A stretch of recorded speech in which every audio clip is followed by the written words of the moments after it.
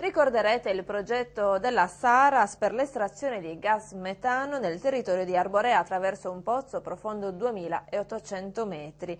Oggi, per informare i cittadini, il comitato No al progetto Eleonora ha convocato un'assemblea pubblica. Sono ancora molti, questa la denuncia, i punti oscuri dello studio. L'approfondimento è di Mariangela Lampis. Il biologo al momento ha poco da dire, perché gli elementi che sono forniti dallo studio non ci consentono di esprimere né un giudizio a favore né un giudizio contro. Una osservazione si può fare, è uno studio carente. Così com'è, il progetto Eleonora non ha alcun senso e noi ci opponiamo fermamente alla trivellazione nell'area protetta di Senarrubia. Questo comitato ha supplito appunto a un'esigenza di chiarezza da parte dei cittadini, cosa che sarebbe dovuta essere messa in campo dall'amministrazione comunale. Una giovane studentessa di Arborea come la pensa invece?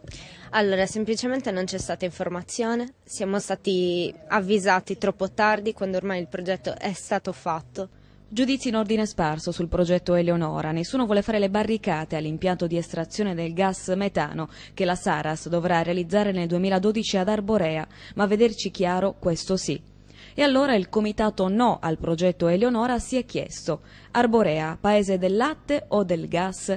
E ha oggi invitato esperti e cittadini a porsi questa domanda, perché la ricerca di gas naturale in sé non terrorizza, ma è il modo in cui vengono liquidati gli aspetti ambientali ad allarmare. Lo studio che è stato proposto è carente, mentre è eccellente dal punto di vista ingegneristico, tecnologico, è assolutamente carente dal punto di vista di quella che è una diagnosi ambientale attuale e quali sono le conseguenze sui diversi sottosistemi ambientali. In che modo viene snobbata la situazione ambientale, i rischi ambientali?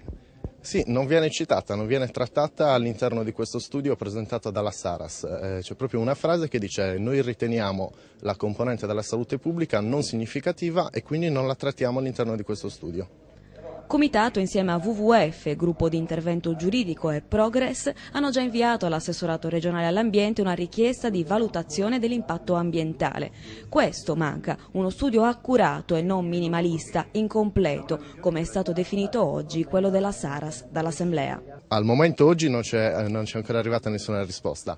Noi abbiamo presentato un documento di osservazioni basandoci su uno studio preliminare presentato dalla società Saras. Secondo noi è necessaria una valutazione di impatto ambientale in quanto l'area di trivellazione rientra a ridosso di un sito di interesse comunitario e di una zona di protezione speciale. Abbiamo ravvisato degli errori nella valutazione che ha fatto la Sargas, in quanto il posto esplorativo è all'interno dell'IBA e non, come dicono e come viene scritto nel rapporto preliminare, all'esterno. In ogni caso resta sullo sfondo la volontà, e la prova era la sala affollata del Teatro dei Salesiani, di saperne di più, ma con un atteggiamento collaborativo. Il vostro però non è un no senza se e senza ma.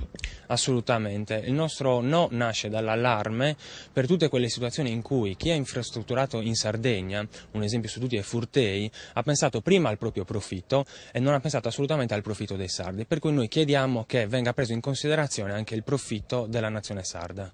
Quindi il progetto può avere una sua validità.